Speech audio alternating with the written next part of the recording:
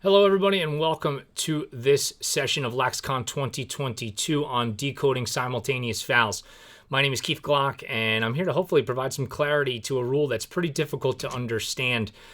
During the actual convention, I'll be presenting with my good friend Dave Duban. We are members of the New Jersey Interscholastic Lacrosse Officials Association. David is our technology chair, and I am the state rules interpreter for the state of New Jersey. And hopefully you find this session informative. If you understand anything about simultaneous fouls and you read it in the rule book, it's kind of like looking at it in this form, which is Latin. And if you're like me and you haven't taken Latin since high school, or you've never taken Latin at all, you could go, what the heck does all of that mean? So this presentation is meant to translate the rule from the book. We're going to get past the vocabulary of the word simultaneous. We are going to wall off visually for the visual learners, figure out when the bad stuff happened by each team. When do we apply sequence? Does it matter? And where the heck after all of that are we going to restart things? So I want to take you through just conceptually that we live in a generation of young people and now a lot of older people as well, and I call them the Y generation. I am a high school counselor in my day job in addition to being a lacrosse official. And I have believed now for a long time that we live with the Y generation of young people. They always want to know why. But I will challenge all of you out there to understand or at least think, why are they asking why? There's a lot of old people out there that the get off my lawn guys and gals who say, well, this generation just doesn't get it. They're arrogant, they're privileged. But I'm here to tell you, as somebody who works with teenagers every day for the last decade and a half, that first off, the because I said so, and that's the reason, the days of that are long gone. Okay? So what are we seeking when we, as the explainers of the information, answer and explain why? We are seeking buy-in. I am telling you that people are more likely to cooperate, to facilitate the stuff that you want done if they understand the bigger picture, if they understand the end game. So explaining why is important. And I'm going to do a lot of explaining why in this presentation to you because I want your buy-in in terms of if you think about it in this new and challenging way, you are going to be able to better officiate and better explain simultaneous fouls to the coaches and players who matter. So why are simultaneous fouls so difficult? I will tell you that the human brain can at times function like a computer. We have the ability to take and synthesize pieces of information from very random places and put them in order and do that very quickly. But the people who can do that very quickly are few and far between. They're the Elon Musks and the Sean McVays of the world. If you haven't YouTubed Sean McVay just recalling random plays throughout his coaching career, look that up on YouTube after this, and you're going to be amazed by that. So I'll tell you that even though the brain can function like that, it doesn't really want to function like that. Linear things like counting time, that's really where the brain wants to be. It wants to think in sequence order because, quite frankly, it's just easier to do that. I'm going to give you a little example of it as you look at it, just a simple number line here. So if you see what we're looking at, 2, 4, 6, 8, 10, 12, 14, etc., we're able to quickly identify a pattern. We are counting even numbers by 2. Now, some of that certainly is, you were taught to count, and skip every number, but just looking at this even visually, you could see that that's what the pattern is. So in linear sequential order, the brain has a pretty easy time. I'm going to give you a different example that might challenge this a little bit and maybe bring into focus what I'm talking about.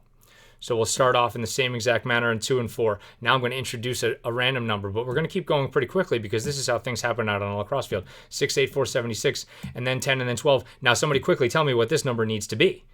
Okay, your brain now first has to identify, okay, well, What are we doing here pattern-wise? What's 952? Does it have anything to do with 2 and 4? It doesn't really seem so. Now that basically is just a placeholder, 6 to 8, 476. Well, what is 476 in relation to 952? If you had to look at it and think for a couple of seconds and say, okay, 476 is half of 952, I think I've identified a pattern. And now 1012 as my placeholders, and now, well, what's half of 476? Now I have to do some math because I don't really know, unless my brain functions very highly mathematically, what half of 476 is. But eventually I can get there after a little bit of time and conversation, and that will get me to 238. So we are able to get to where we want to be, but it just takes us a little bit of time. So that number line was a pretty good visual representation of it, but I'm here to tell you that your brain can be trained to think in a specific way. Don't believe me? I'm going to show you an example right now. What happens when you are in a car driving a vehicle and you see that? Couple of things. Your brain knows that that is the thing that's going to follow. If you're ever driving a car and you are sitting at a stoplight and you say, wow, I don't even remember stopping at that light. You got kind of lost in it because your body is so conditioned to see an amber light and a red light that your foot instinctively came off of the gas pedal and began to slow and stop the car. That happens all the time. So your brain has been conditioned if you've driven long enough to do that. Simultaneous fouls, we're not conditioned to do anything. If you look at the way the rulebook is written, it's this shrug emoji right here because it's not consistent at all. It doesn't identify very bluntly for you a process by which you can figure out, is it simultaneous fouls first off? And if it is, who serves what and when and where are we going to restart it afterwards? It doesn't say that or spell it out at all. So I, again, go back to the shrug emoji. So this is hopefully going to clarify that. First question we got to ask is, agree or disagree? Simultaneous fouls happen at the exact same moment in time. Absolutely not. Rarely does anything in lacrosse happen at the exact moment in time, even like a fight. I would say for a punch to happen at the exact same moment in time just isn't something that happens. I would say one happens even maybe a second or two before the other. So as you look at the rule itself acknowledges how ironic it is. At the bottom, you see it says most simultaneous fouls don't happen at the same time. So why we chose to use this word simultaneous, I have no idea. Because as officials, we read the rule book in depth. High school players, college players, don't have an in-depth understanding that the word simultaneous fouls, or the word simultaneous within this rule, shouldn't be taken literally. They just hear simultaneous and they think to the dictionary definition that they've been taught their entire life. Okay, so that's why this is confusing. So now here's where I'll begin to start to translate it for you. In theory, to identify whether or not something is simultaneous fouls or it is not, you can't look at what happened. You have to look at what we're going to do next. That's pretty abstract. What in the world are we talking about? Okay, I promise you, after this slide, all that theory that we just talked about is now over. We are now going to move into actual nuts and bolts where you can say, here is the process that we are going to use. You're welcome in advance. Here is how I want you to retrain your brain. As we identify whether or not something is a simultaneous foul, you're going to think about it like this. Do we have fouls on both teams? Okay, great. Are those fouls on both teams going to begin serving time at the same time? If they are going to begin serving their time together, we have simultaneous fouls. Okay? I want you to throw that simultaneous word out of your brain, even though the rule book is going to use it for now. You're going to think concurrent fouls. Those fouls begin their time concurrently. If you can say that, you can say with certainty that yes, we have simultaneous fouls. Okay. I would like now to identify a process now that we understand whether or not we have simultaneous fouls. We got to come up with a process to award the ball. So the first thing that we need to understand at all times is, when did the bad stuff happen? And there's 2 times in a lacrosse game that can happen. It can happen all during live play, Or it could happen after some of it before and some of it after you've blown a whistle. Or it could all happen after you've blown a whistle.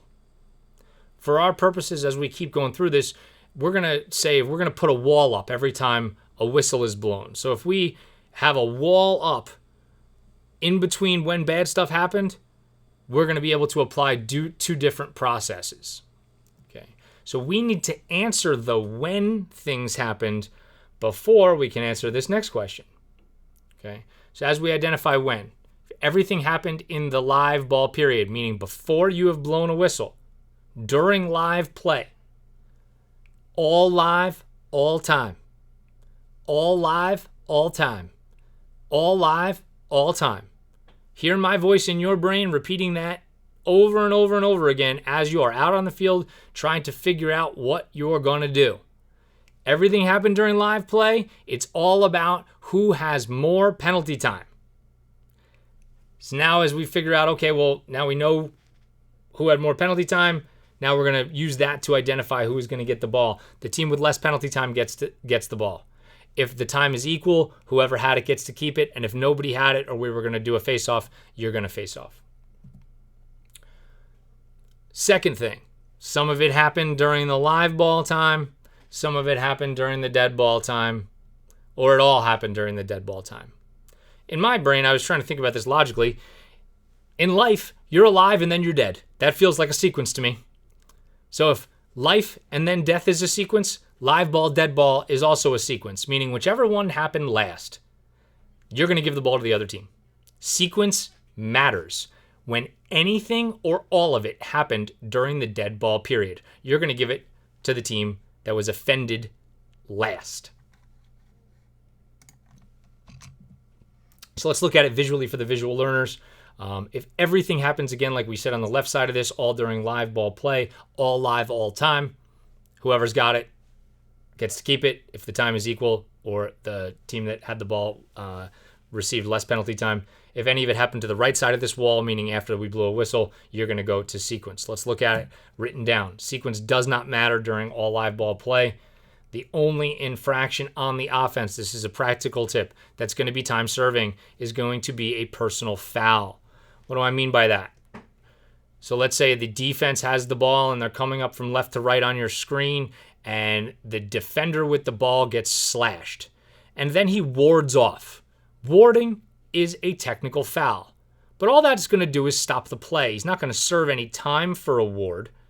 But if we have the defender get slashed, and then his teammate is angry at the player on the opposing team who slashed, and he slashes him back.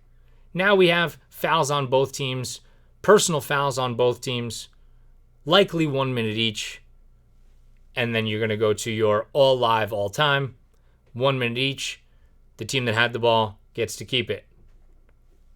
If any of that stuff happened in the defensive side, the order of the fouls in this space determines who gets the ball. If you don't know the sequence of things that happened in the dead ball time, you're going to revert back to the all live, all time. So whoever had more penalty time. If the time is equal, team that had the ball gets to keep it. Or if we don't have it or a face-off is pending, you go to the AP or face-off. Okay. There is a non-releasable aspect to simultaneous fouls. Whatever the smallest common penalty time is, that time becomes non-releasable for both teams.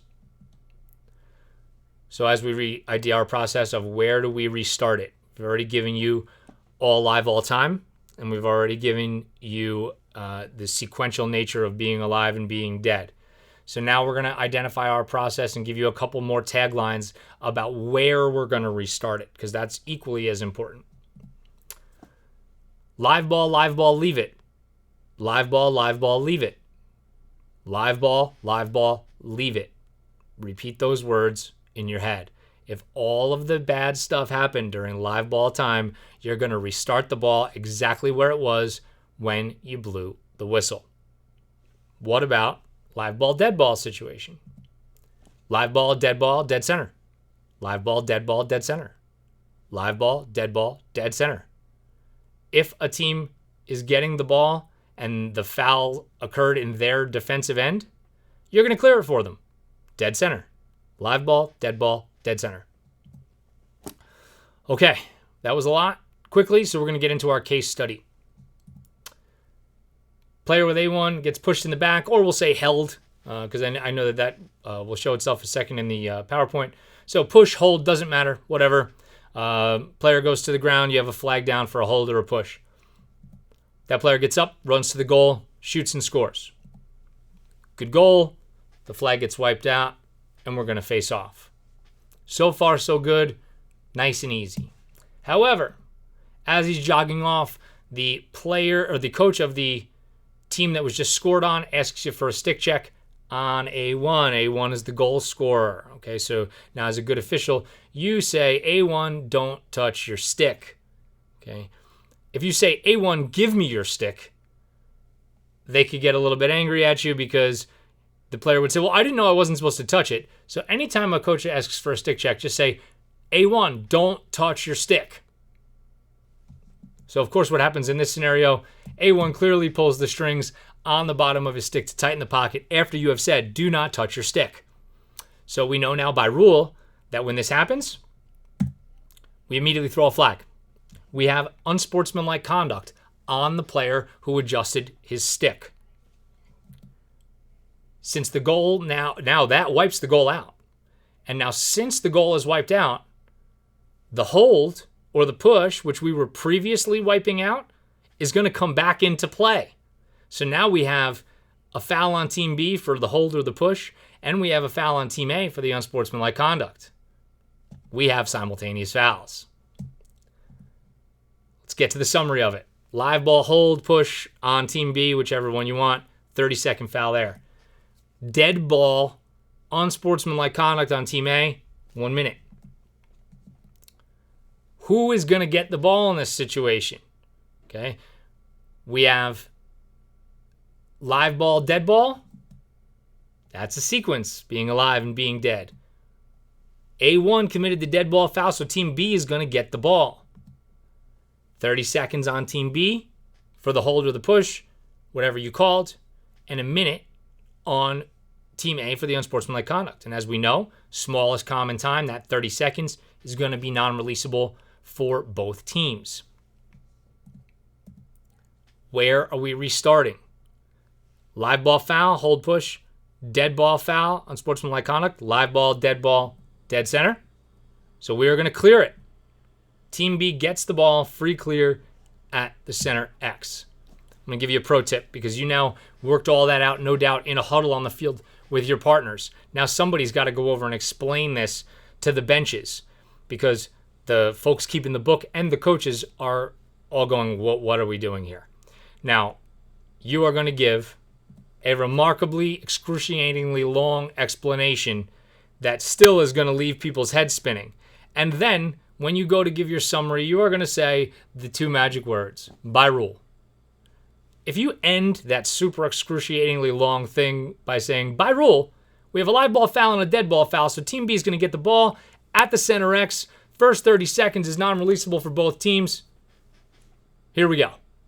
Everybody leaves there and says, well, by rule, yeah, I mean, that's obviously what happens because they want to make it like they know the rule. I want to thank everybody for watching this. Encourage you all to download the LaxCon app on your phones. Here's some instructions to do that. And hopefully the next time you get out on the field, you now have a concrete process by which to identify whether something is or is not simultaneous fouls, who's getting the ball, and where are they getting it. Good luck and have fun out there.